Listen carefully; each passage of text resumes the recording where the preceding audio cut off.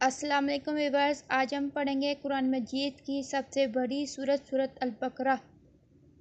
تو شروع کرتے ہیں اللہ کے پاک نام کے ساتھ جو بڑا مہربان نہایت رحم والا ہے۔ بسم اللہ الرحمن الرحیم۔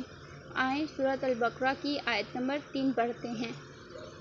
الذین یؤمنون بالغیب ویقیمون الصلاۃ ومما رزقناہم ینفقون۔ آئیں اس کا ترجمہ پڑھتے ہیں۔ جو بے دیکھی چیزوں پر ایمان لاتے ہیں اور نماز قائم کرتے ہیں اور جو کچھ ہم نے انہیں دیا ان میں سے اللہ کی خوشنودی کے کام میں خرچ کرتے ہیں۔ آئیں اس کی تفصیل پڑھتے ہیں۔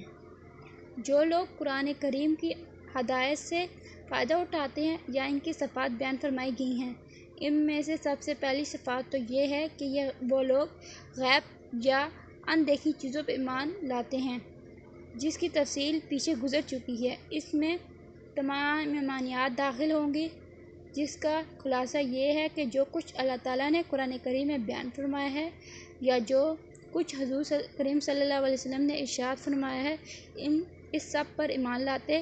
دوسری چیز نماز قائم کرنا بیان کی گئی ہے جو بدیہی باتوں میں سب سے اہم ہے، اور تیسری چیز اپنے اعمال میں اللہ تعالیٰ کے راستے میں خرچ کرنا، جس میں زکوٰۃ اور صدقہ آ جاتا ہے جو مالی عبادت ہے۔